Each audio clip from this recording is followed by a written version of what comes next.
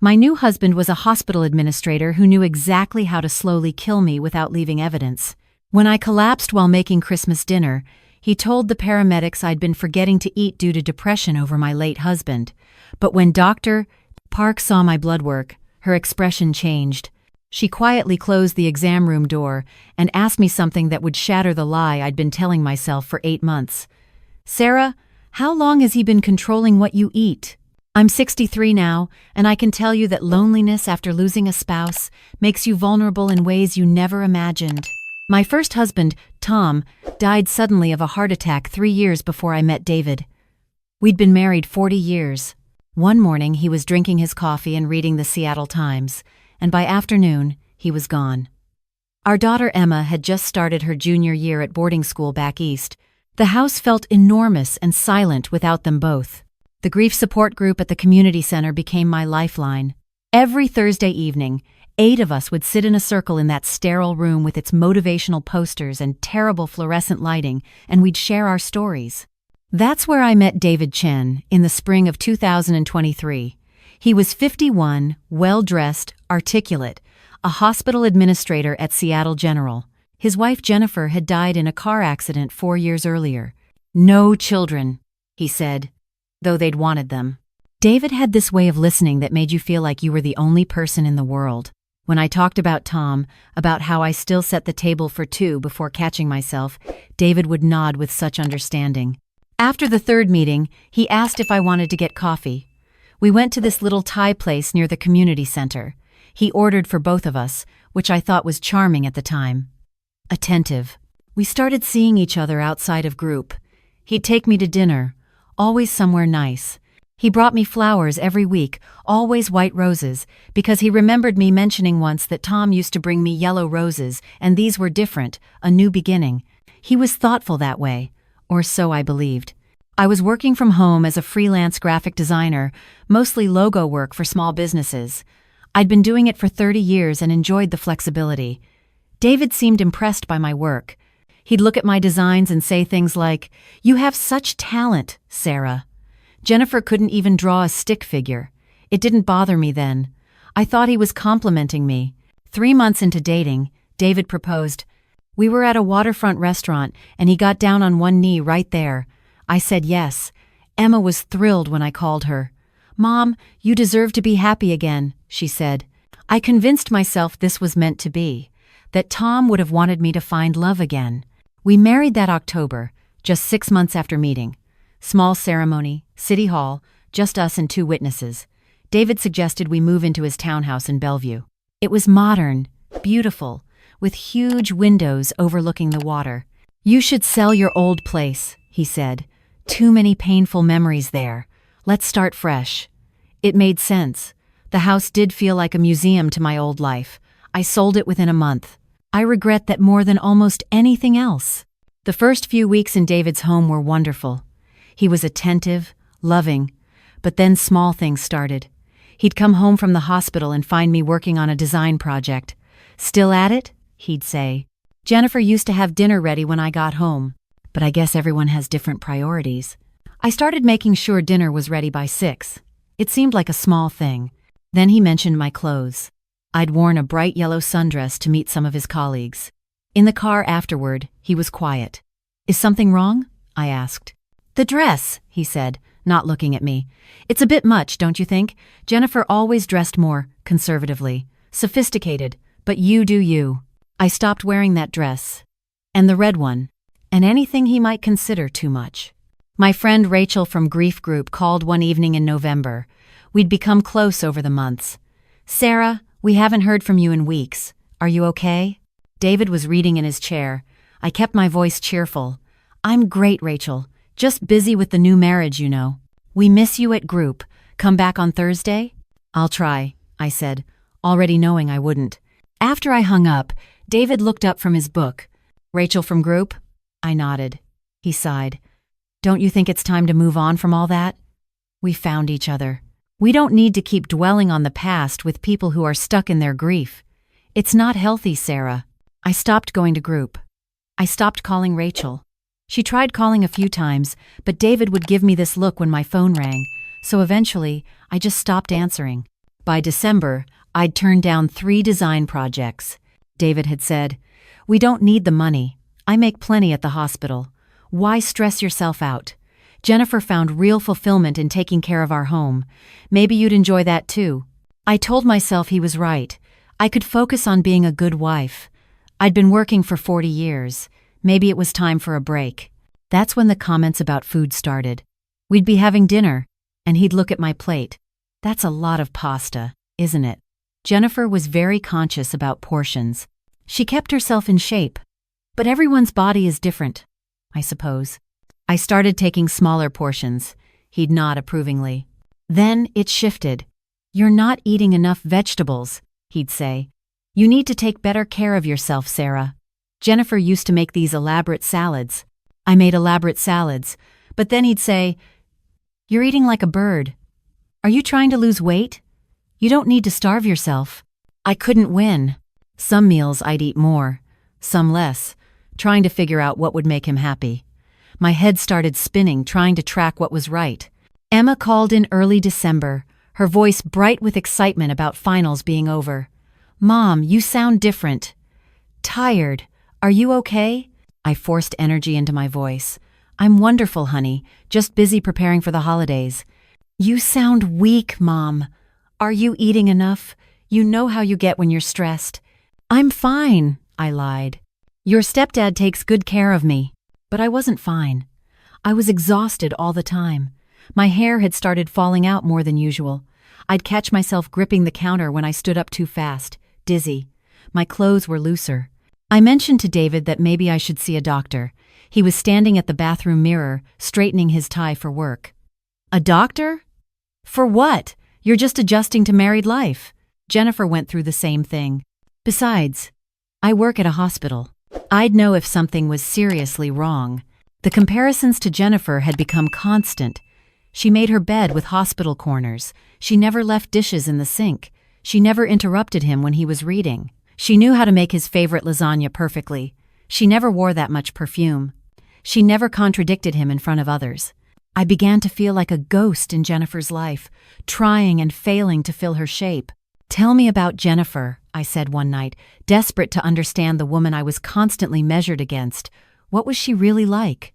David's face went cold. "Why? So you can judge her? Judge me?" "Jennifer understood me in ways you never will. But she's gone, and I'm stuck trying to make do with what I have now." I felt that in my chest like a physical blow. By mid-December, getting out of bed felt like moving through mud. I'd stand at the bathroom mirror and barely recognize myself. Pale, thin, shadows under my eyes. I looked 63 going on 80. David announced he was hosting a Christmas dinner for some of his colleagues from the hospital. 10 people. "I want to show you off," he said, "and you should make Jennifer's famous lasagna. Everyone always loved it. I'll get you the recipe." I spent 3 days preparing. He'd criticized every practice attempt. Too much cheese, not enough sauce. The pasta was overcooked. Jennifer could do this in her sleep, he'd sigh. The day of the dinner, I'd been in the kitchen since morning. My hands were shaking as I assembled the final layers. David kept coming in to check on things, moving dishes, correcting my placement of the garnish. "Jennifer always used fresh basil, not that dried stuff," he'd say. At 3 in the afternoon, I was reaching for the oven when everything went sideways. The room tilted. My knees gave out. The tile floor rushed up to meet me. I remember David's voice, distant and panicked. "Sarah, can you hear me?" Then louder, on the phone. "Yes." My wife collapsed. "I don't know what happened. She's been having trouble eating. Depression over her late husband. I'm worried she hasn't been taking care of herself." "Yes, I'm bringing her in now." The emergency room was too bright, too loud. They put me on a gurney, hooked me up to monitors. David stayed close, playing the concerned husband perfectly. He held my hand. Told the nurses I'd been having a hard time adjusting, that I'd been sad, not eating properly. "She's grieving," he told the intake nurse. "She lost her husband a few years ago. Sometimes I find her crying at night. I try to help, but she won't let me in." I wanted to protest, to say that wasn't true, but my voice felt far away. Dr. Park was the attending physician, a Korean-American woman maybe in her 50s with kind eyes and efficient movements. She examined me thoroughly, asked questions about my symptoms, my diet, my daily routine. David answered most of them for me. "We'll run a full panel," Dr. Park said.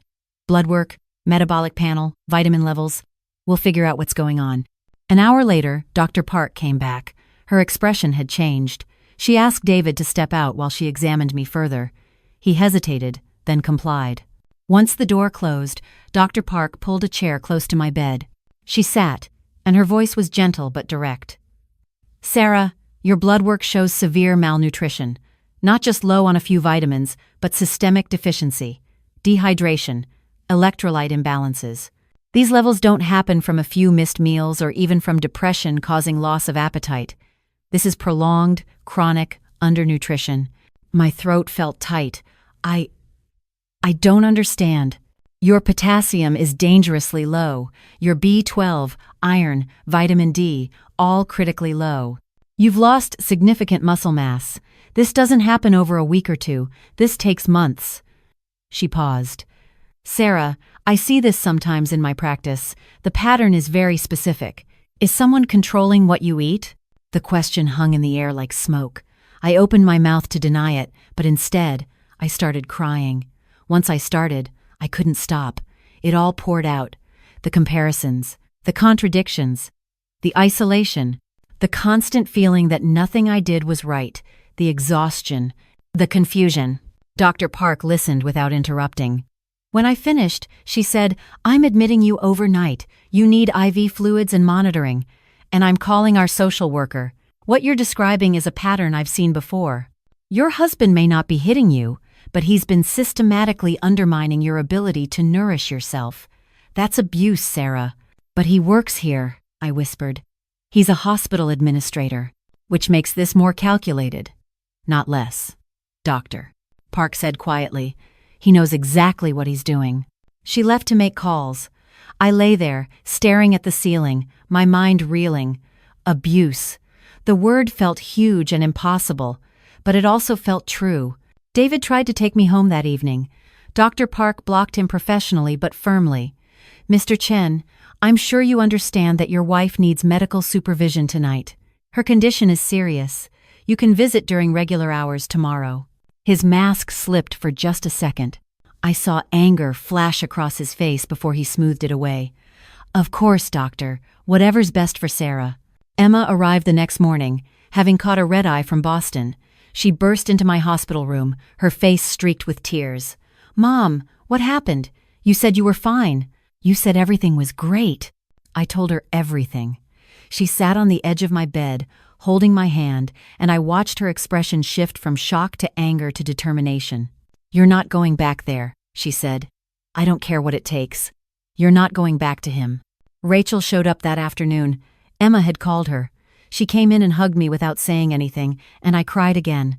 "I tried to reach you," Rachel said. "For 2 months I tried. I knew something was wrong." "He isolated me," I said. "I let him isolate me." Dr. Park came in during afternoon rounds. "Sarah, I want to show you something. I hope you'll forgive the liberty I took, but I pulled Jennifer Chen's medical records from before her accident." She handed me a tablet. Jennifer's records showed a pattern eerily similar to mine: vitamin deficiencies, weight loss, fatigue, multiple ER visits in the months before her death. The last note, dated 2 weeks before the accident, said, "Patient reports difficulty concentrating, dizziness. Husband reports she's been depressed, not eating well. Advised psychiatric evaluation." "The accident," Dr. Park said carefully. "She drove off a cliff on a mountain road. It was ruled accidental, blamed on her being tired. But Sarah, with these levels of malnutrition and fatigue, she shouldn't have been driving at all. He sent her out knowing she was impaired." My blood ran cold.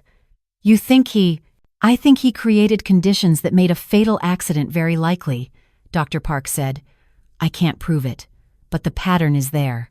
I was released after 3 days with a meal plan, supplements, and referrals to both a therapist and a domestic violence advocate. Emma and Rachel helped me get my belongings from David's townhouse while he was at work. I left my ring on the kitchen counter with a note. "I know what you did. Don't contact me." I moved into a small apartment near Emma's school. She decided to transfer to the University of Washington to be closer to me. I tried to protest, but she was firm. "You were there for me my whole life, Mom. Now it's my turn." Rachel became a daily presence again, bringing me meals, sitting with me, reminding me I wasn't crazy, that what happened was real. David tried to contact me. Texts, calls, emails. They started apologetic, then turned angry, then desperate. "You're overreacting. I was only trying to help you. You're too sensitive. Jennifer never made such a fuss." I blocked his number, got a restraining order. The hospital launched an internal investigation after Dr. Park filed a report. "It's been 8 months now. I've gained back the weight I lost. My hair has stopped falling out. The fog in my head has lifted. I'm taking on design projects again and remembered why I loved this work. Emma's thriving at UW, living in a dorm but visiting every weekend. Rachel and I have lunch every Thursday, same day as the grief group we both eventually went back to. Last week, Dr. Park called me. The hospital had terminated David's employment after the investigation found he'd falsified medical records for Jennifer in the months before her death. The police are reviewing her case again. I don't know if I'll ever stop feeling ashamed that I didn't see it sooner, that I sold my house, cut off my friends, gave up my work, let him slowly starve me into submission. The therapist says that's part of how abuse works. It's gradual, confusing. You don't realize you're drowning until you can't breathe. But I also know this. I survived. I got out. And I'm telling this story because maybe someone else will read it and recognize the pattern in their own life. Abuse doesn't always look like bruises and black eyes. Sometimes it looks like a husband who says he's helping you eat better while slowly starving you. Someone who isolates you from friends while claiming it's for your own good. Someone who makes you doubt your own reality until you can't trust yourself anymore. If you're reading this and something feels familiar, if you're constantly confused about what's real, if you're always walking on eggshells, if your body is breaking down and you don't understand why, please listen to that voice inside you that knows something is wrong. Trust your instincts. Trust your body. It's telling you the truth. The National Domestic Violence Hotline is available 24 hours a day at 1-800-799-7233. You can also text START to 88788. You're not imagining it. You're not too sensitive. You're not crazy. And you're not alone. I'm 63 years old. I survived a man who tried to kill me slowly enough that it would look like an accident. I rebuilt my life from almost nothing, and if I can do it, you can too. You are stronger than you know. The life you deserve is waiting on the other side of that door. All you have to do is walk through it.